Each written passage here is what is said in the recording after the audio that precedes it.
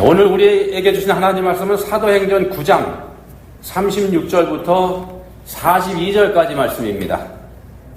한 목소리로 봉독하겠습니다. 욥바에 다비다라 하는 여제자가 있으니 그 이름을 번역하면 도르가라. 선행과 구제하는 일이 심히 많더니 그때에 병들어 죽음에 시체를 씻어 다락에 누이니라.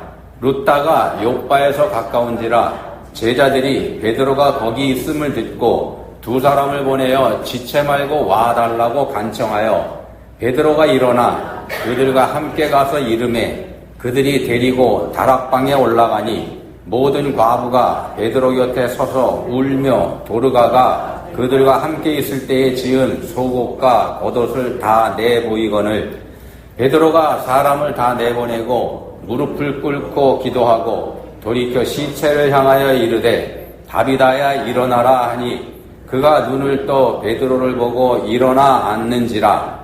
베드로가 손을 내밀어 일으키고 성도들과 과부들을 불러들여 그가 살아난 것을 보이니 온 욥바 사람이 알고 많은 사람이 주를 믿더라. 아멘.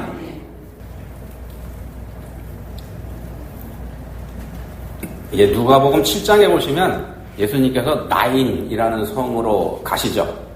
많은 무리들과 함께 갑니다. 행렬이 이루어진 거죠. 근데 그때 마침 성에 가까이 갔을 때 성 안에서 다른 무리가 나옵니다. 맞닥뜨린 겁니다. 장례 행렬이었더랬습니다. 청년이 죽었죠. 이는 한 어머니의 독자요 그의 어머니는 과부라. 이렇게 성경에서 설명을 합니다. 과부입니다. 독자가 죽었고 삶의 유일한 소망인 아들의 죽음. 당연히 슬플 수밖에 없죠. 슬퍼하면서 아들의 장례를 치르는 과부를 예수님께서 만나신 겁니다. 자, 과부의 외아들이 죽었다고 하는 거는요, 이제 이 과부에게는 소망이 하나도 없다는 걸 뜻합니다. 소망이 없을 뿐만 아니라 생활의 방편까지 없어졌다. 호구지책이 사라졌다. 그런 뜻이 됩니다. 이 당시 유대 사회에서는요, 남자들에게만 상속권이 있었더랬습니다. 그래서 남편이 남겨두고 그걸 아들이 물려받았던 재산이 있다고 할지라도 그게 전부 다 남에게 된다는 얘기가 됩니다. 남자에게만 상속권이 있기 때문에 가까운 친척이 가져가 버릴 겁니다. 이게 당시에 아들이 없는 과부들의 현실은 이랬더랬습니다. 비참할 수밖에 없죠. 자, 생명의 구주이신 예수님을 중심으로 한 행렬하고요, 과부를 중심으로 한 행렬이 성문에서 맞닥뜨립니다. 생명의 행렬과 죽음의 행렬이 정면으로 마주친 겁니다. 이게 매우 상징적이면서 영적인 그런 장면이기도 합니다. 어떤 일이 벌어졌습니까?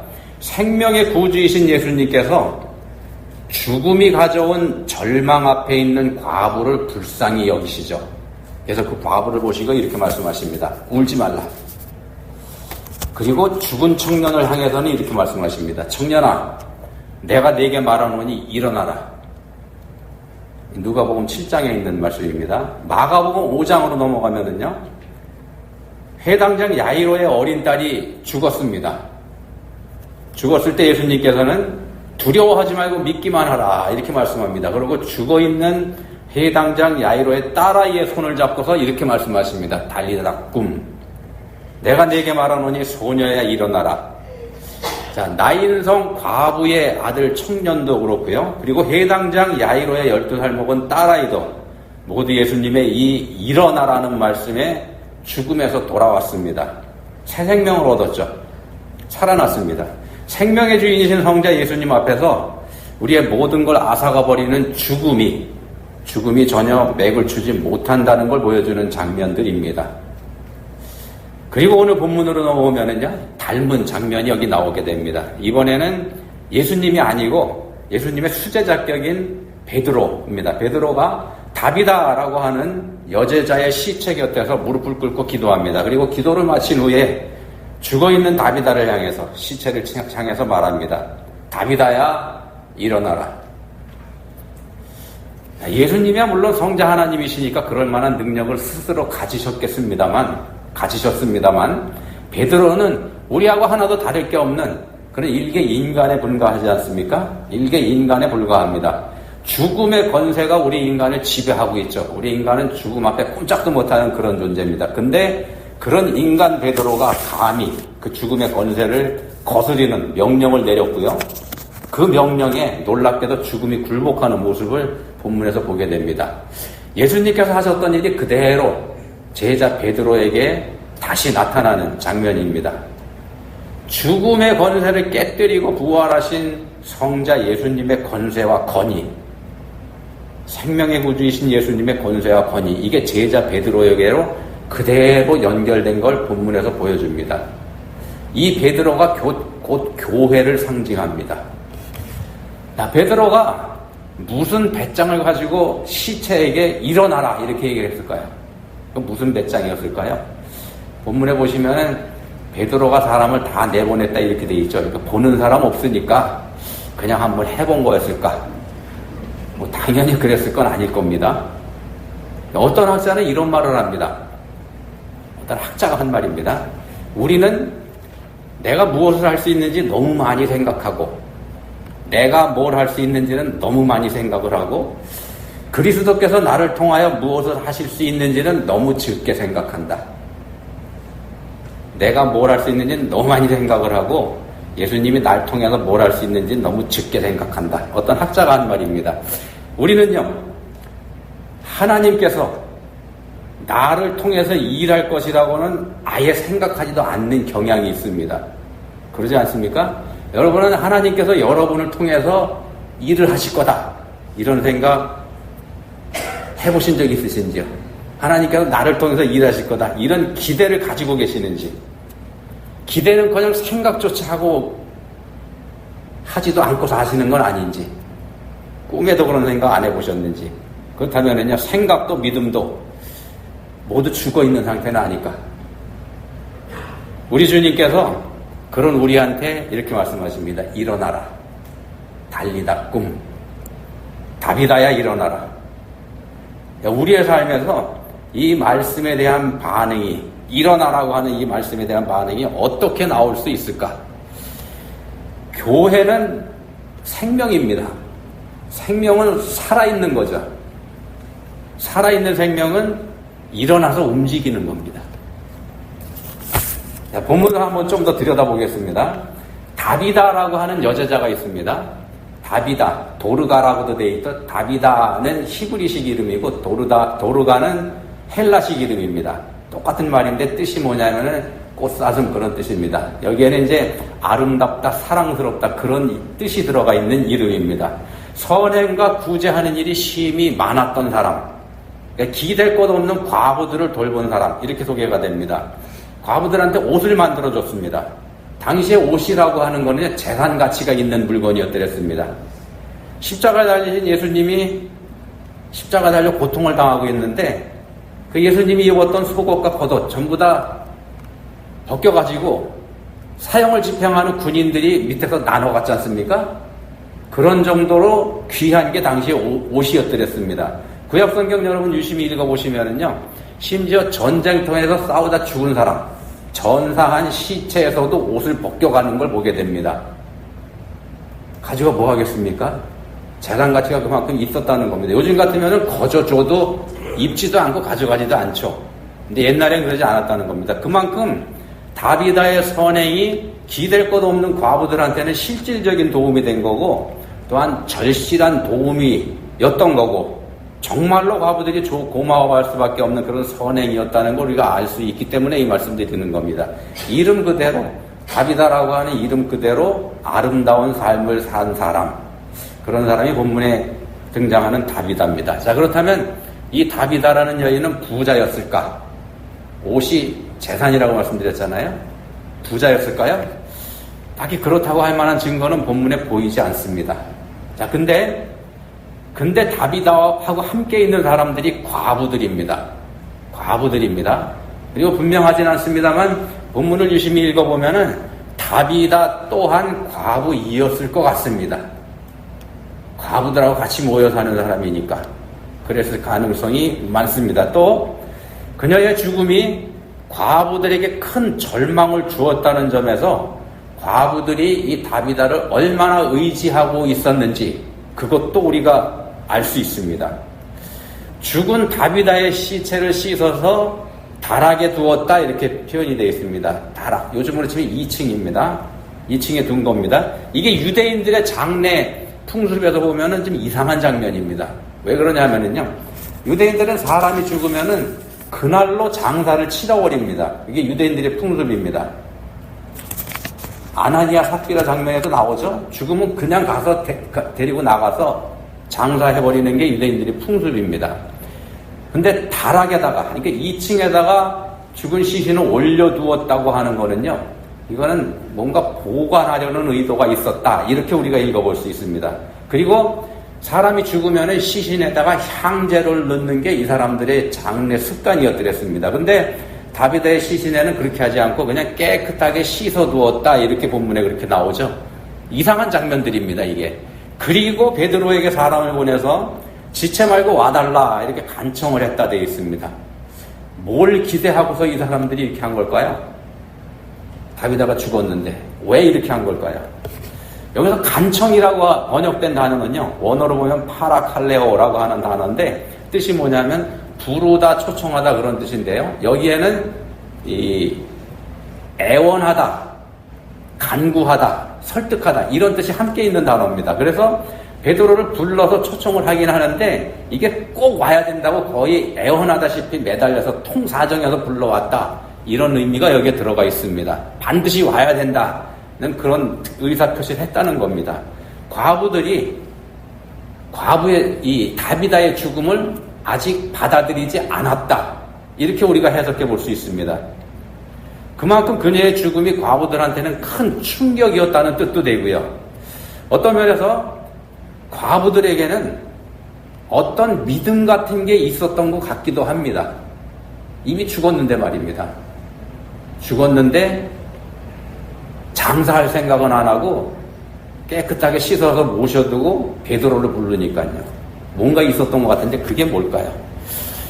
다비다가 살았던 곳을 본문 36절에서는 요빠라고 이렇게 소개를 합니다.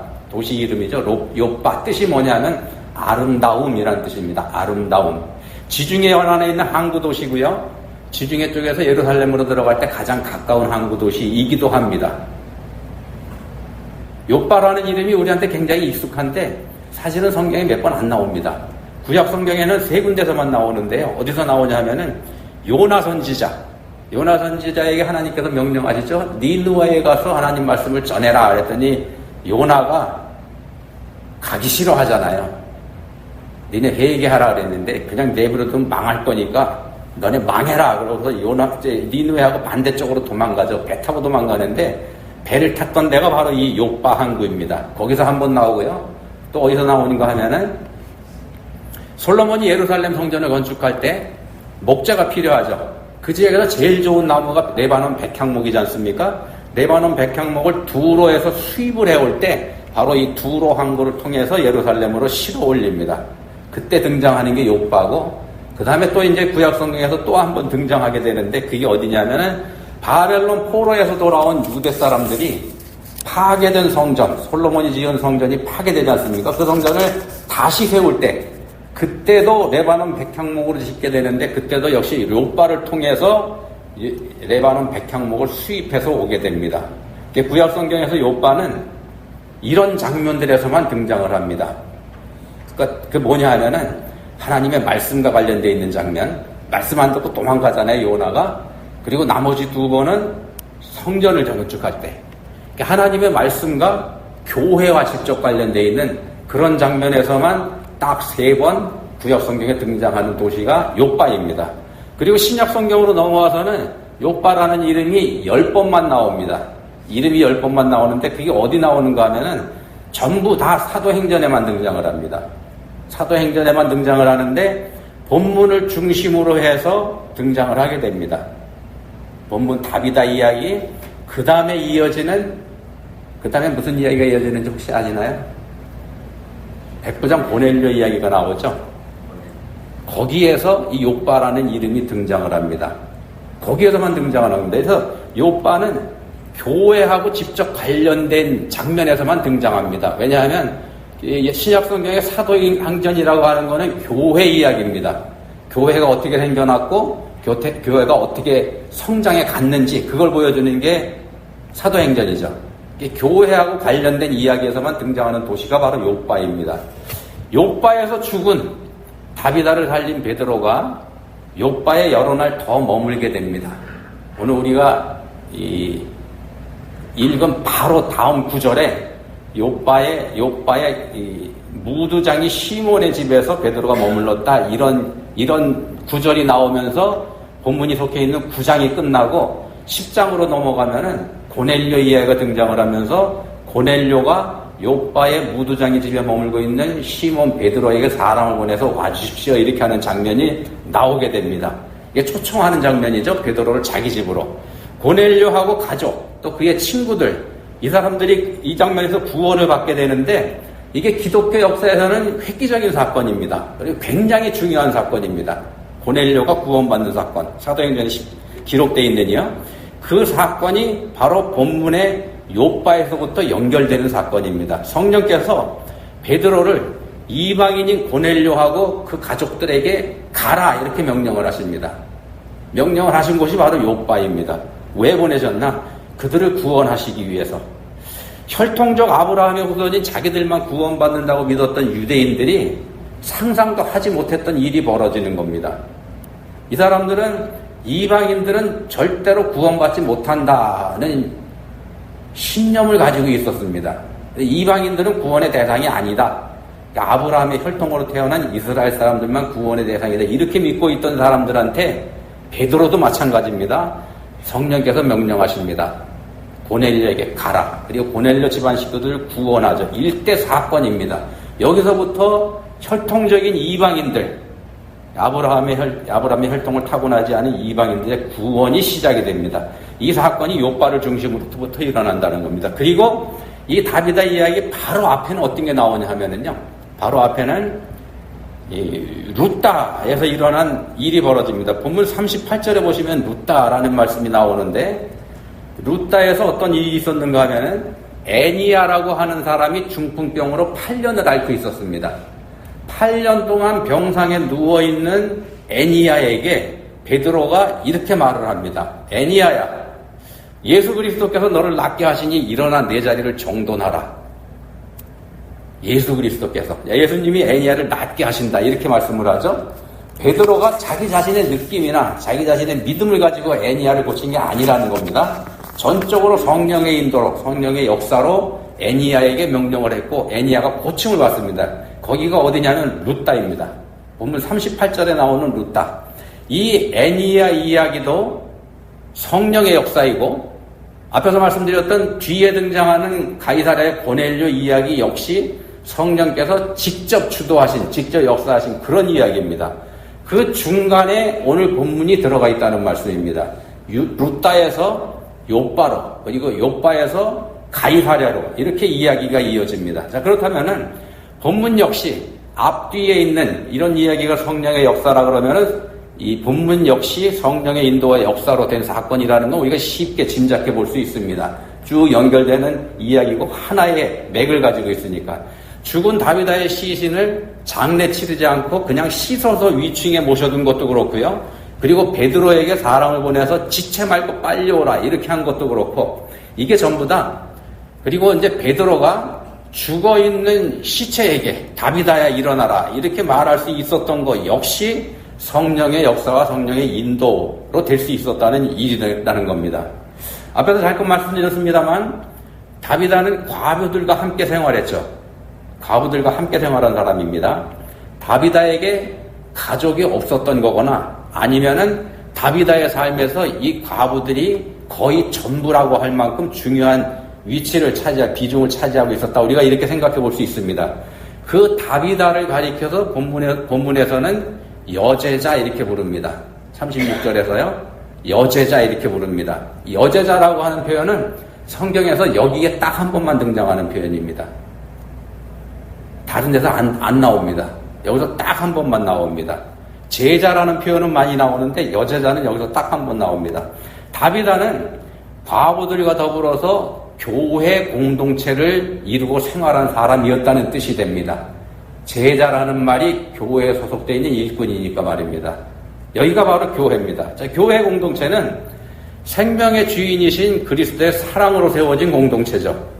생명과 사랑의 공동체가 바로 교회 공동체입니다. 이때가 언제냐 하면은요, 교회사에서 보면은 초대교회 시기였었죠. 예루살렘 초대교회가 핍박을 받아서 막 흩어지고 있던 그런 때입니다. 이걸 우리가 한번 주목해 볼 필요가 있는데, 예루살렘 교회의 특징이 뭡니까? 예루살렘 교회의 특징을 한마디로 우리가 표현하는 게 유무상통이지 않습니까?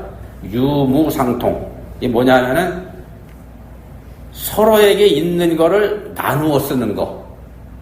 유무상통. 나한테 있는데 나한텐 필요 없으면 딴 사람이 쓰게 해주고, 나한텐 필요한 게 내가 필요하지만 없는 게 저 사람한테 있으면 그걸 내가 쓸 수 있고, 이게 유무상통이지 않습니까? 초대교회를 특징 짓는 한마디 표현이 바로 이겁니다. 사도행전 4장 32절에서 말씀합니다.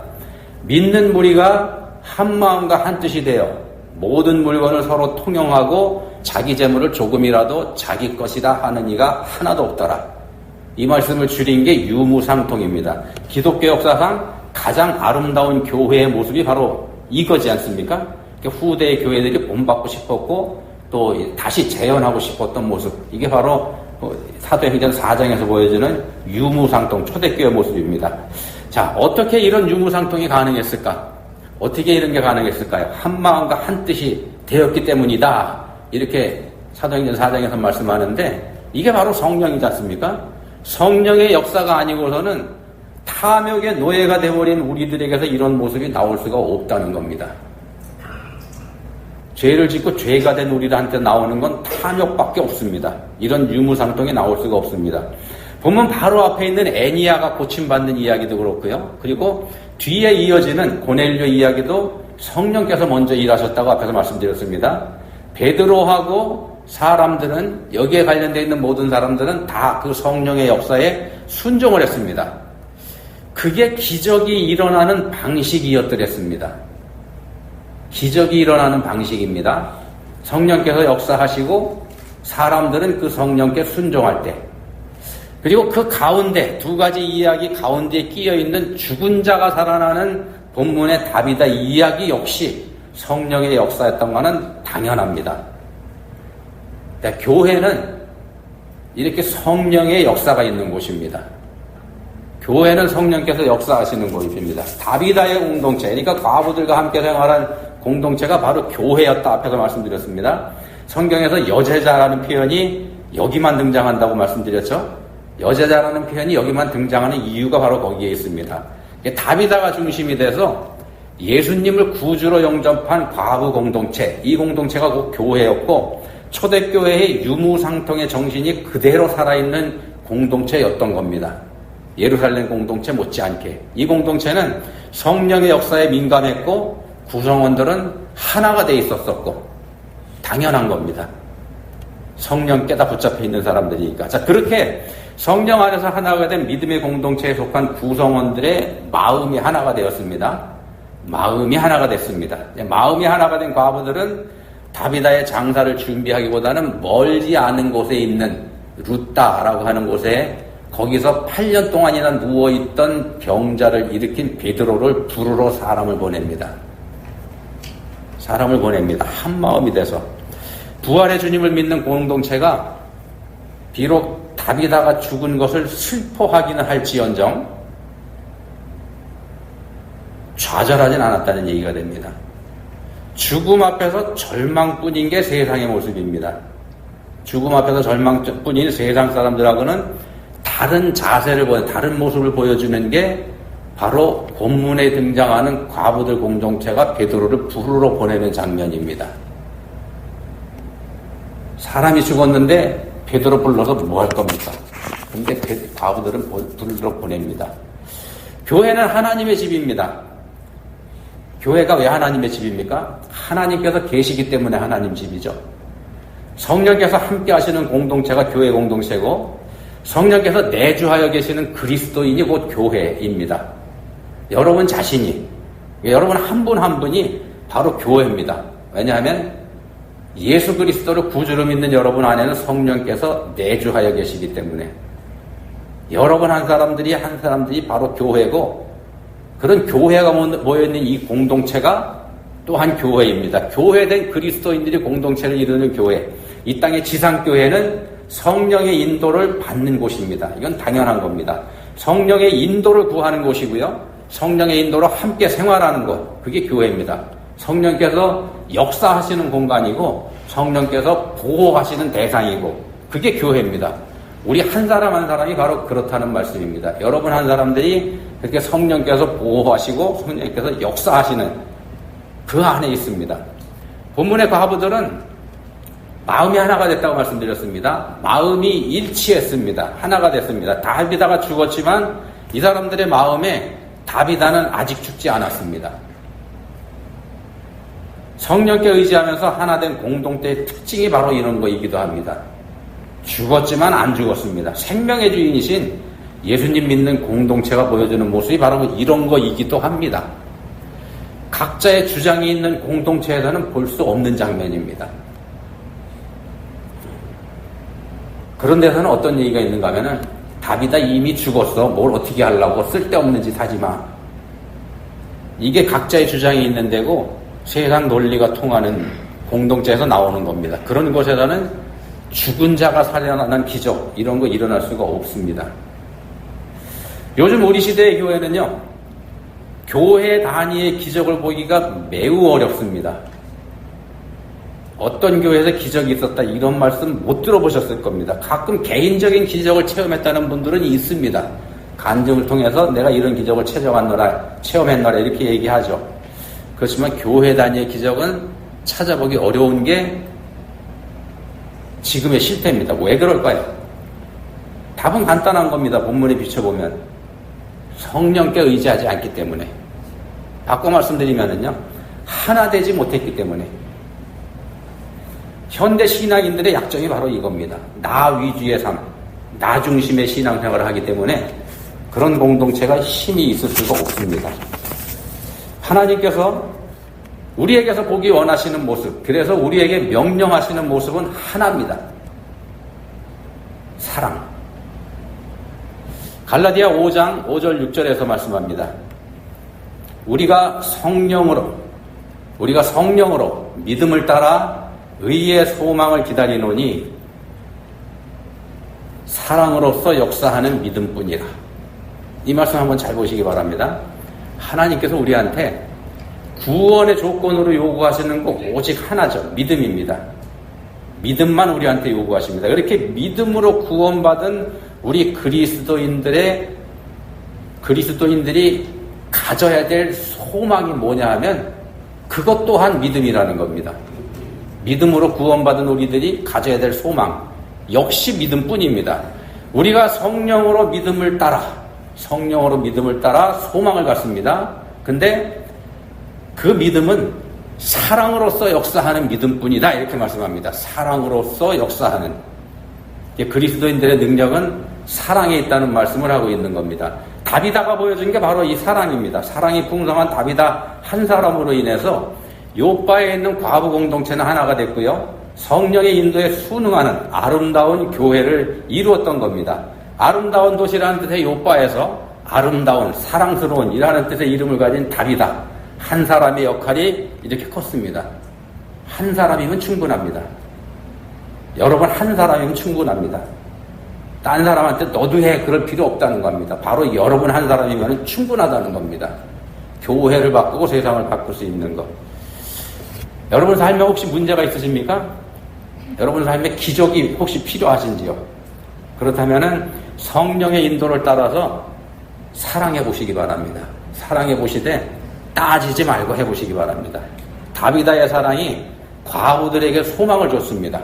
그리고 죽은 다비다를 살려낸 건 과부들의 사랑이었더랬습니다. 기도하시겠습니다. 하나님 아버지, 저희가 어떻게 사랑할 수 있습니까? 저희가 또 어떻게 사랑하고 있습니까? 다비다와 과부 공동체는 서로에게 열려 있었고 서로를 사랑하는 공동체이었다는 걸 우리가 살펴봤습니다. 하나된 공동체였습니다. 저희의 모습도 이러하면 좋겠습니다. 성령의 인도하심에 순종해서 서로 사랑하며 하나 될 수 있기를 원합니다. 저희에게 그렇게 할 수 있는 은혜 주시기 원합니다. 예수님 이름으로 기도합니다. 아멘.